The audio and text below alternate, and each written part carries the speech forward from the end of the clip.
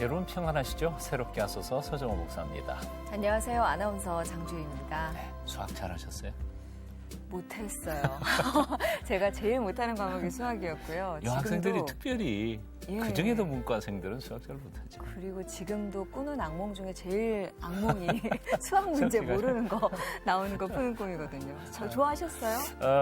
좋아했죠. 사실은 뭐 자연계였었으니까요. 수학 좋아한 것 중에 한 가지 이유는 답이 있다는 거죠.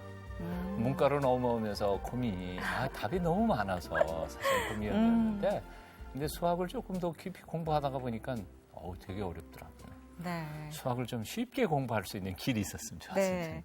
어쩌면 오늘 저희가 모신 분이 수학도 재미있을 수 있다. 이런 긍정적인 답을 주실 수도 있을 것 같습니다.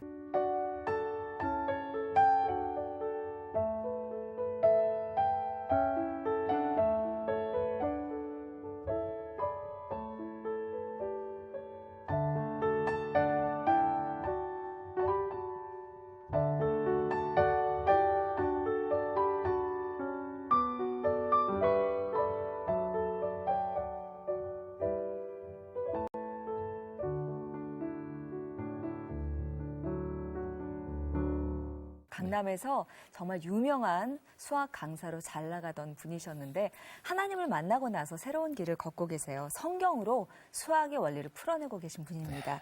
이동하 집사님 모셨습니다. 어서 오세요. 안녕하세요. 예, 반갑습니다. 네. 사실 수학에는 정석도 없고 왕도도 없고 뭐 그렇다고 그러잖아요. 수학 생각만 하면 머리가 아파지는 사람들이 무진장 많은데 수학이 재미있어지는 비결이 있다면서요. 일단은 수학이 우리가 언어인데도 불구하고 그 언어라는 것을 생각하지 않고 그야말로 암기구조 형태의 문제를 하면 그게 어려운 구조다. 그래서 수학은 왜 언어인지 언어를 학습하기 위해서는 어휘가 필요한데 그 어휘가 기호고 그다음에 문법이 있는데 그 문법은 수학에서는 관계라고 하고 그다음에 문장은 식이라고 하고 그다음에 효화는 식의 전개라고 하는데 언어가 일단 자기화되지 않고 자기 언어화되지 않으면 그 문제를 우리가 읽을 수 없기 때문에 해석할 수 없기 때문에 수학이 어려워진 것입니다. 벌써 어려워져요. 네.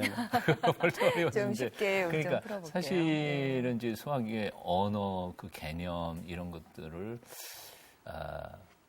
이제 이해하고 들어간다는 것 자체가 사실은 보통 사람들로서는 좀 어려운 과정이 아닐까. 그거 일단 이해만 되면 어떨지 모르겠는데.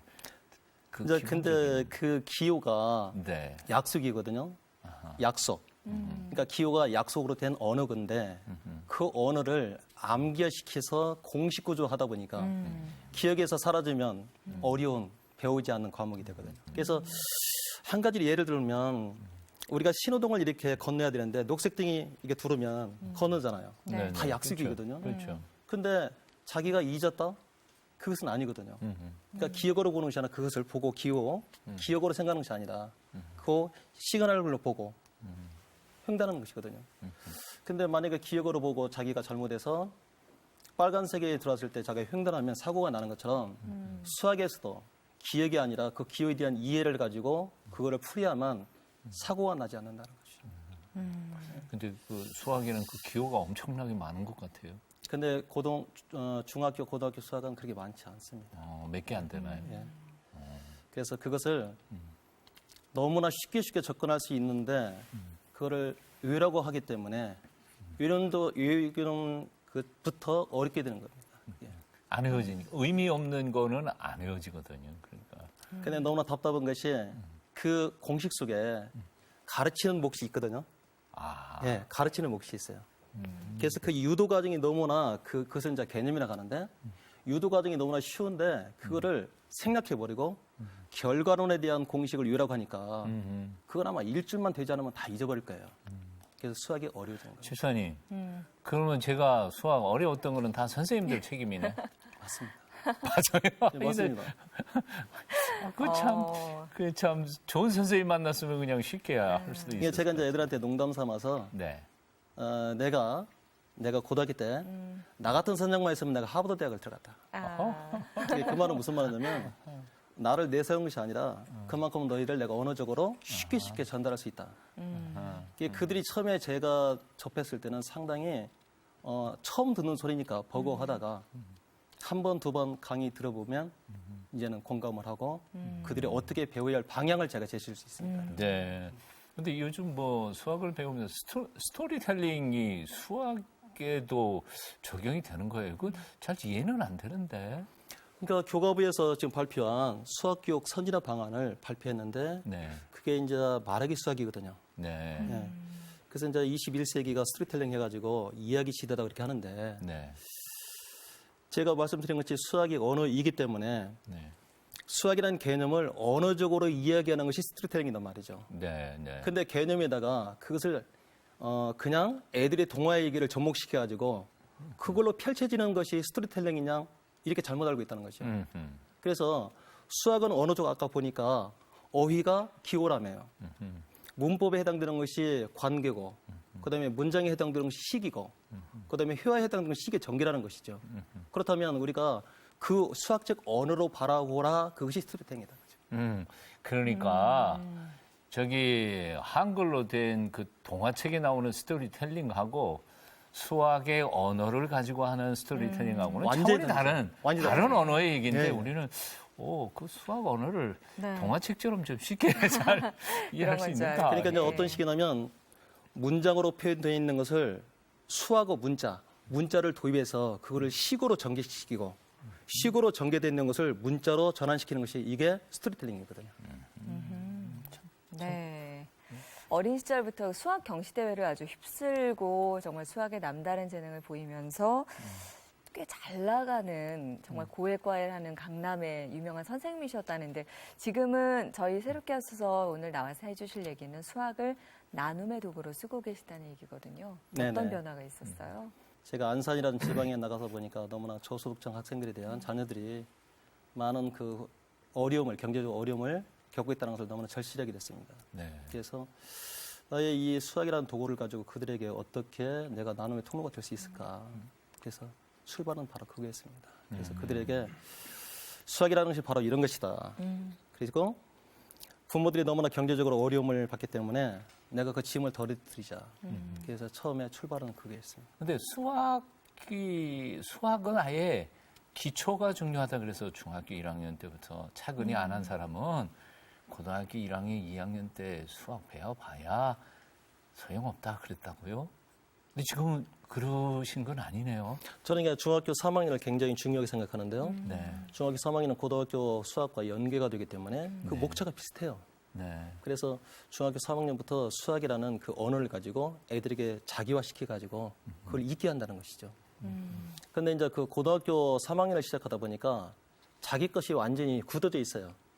그래서 이 구조로 접근시키면 항상 회귀가 돼요, 자기 걸로. 그래서 그들이 아니라 중학교 3학년이나 고등학교 1학년을 출발해서 진짜 자기 언어화 시켜야 되겠다. 그러면 진짜 도움이 되겠다. 시간 그렇게 6년치까지 없어도 기본만 제대로 가르치면 좀 짧은 시간에 성적 좀 올라갈 수도 있는 거네요. 저는 지금까지 중학교 2학년까지는 다 보냈어요. 학원에 오지 말아라. 오. 그리고 중학교 3학년 되면 만나자. 그때까지는 열심히 뛰어놀아라. 그리고 특히 책을 많이 읽어라. 수학하고 책하고. 네. 어려운 친구들 같은 경우에는 다니고 싶어도 학원을 못 다니는 친구들도 많이 있는데 네. 그런 친구들 위해서 지금 어떻게 수업을 하고 계신 건가요? 처음에 이제 제가 어떻게 하면 얘들을 도와줄 수 있을까. 그래서 안산 청소년 수련관에서 제가 대관을 했어요. 그래서 제가 수업을 할 수 있는 곳을 학원도 있는데 굳이 한 것은 잘못되면 왜곡될까 봐. 네가 어떤 목적이 있어서 그런 것이 아니냐. 그래서 청소년 수련관이라는 그 수련관을 제가 대관해서 제가 돈을 내고요. 개인 돈 내고. 그랬더니 그 주위에서 아는 사람들이 아마 굉장히 뭐라고 했어요. 이런 좋은 프로그램을 가지고 했는데 너희들이 도와줄진정 왜 돈을 받느냐. 그래서 이제 처음에는 제가 대관을 해서 애들을 가르치게 됐습니다. 그래서 그 유관 기관들이 그러지 말고 우리하고 같이 더불어서 하자. 수업을 진행시키자. 네. 그래서 이제 수업을 진행시켰는데 결과도 좋게 이렇게 났어요. 분기별로 각 공문을 보내가지고 학교 교장에 추천서가 이렇게 와요. 네. 그래서 추천을 받은 애들이 저한테 수업을 받는데 실은 걔들은 제가 가르치지 않더라도 다른 자가 가르쳤을 때는 합격을 했을 거라 봐요. 근데 이제 제가 가르쳐가지고 3개월 동안 가르쳐가지고 4명이 서울대학을 들어가고 8명이 연고대를 들어가다 보니까 12명이 지금 합격하다 보니까 그 지방에서는 그게 상당히 그 의미가 컸던가 봐요. 어머니, 제가 너무나 죄가 많습니다. 하나님 별낯이 없었습니다. 그 하나님 크신 사랑을 모르고 그랬더니 아들아, 그래도 아버지의 사랑을 이제 하나님을 아들이 돼야지. 화장실 갈 때도 제가 수학책을 가지고 간 적이 있거든요. 그런데 이제는 수학책이 아니라 성기책을 5시간 아니면 8시간, 많게는 8시간.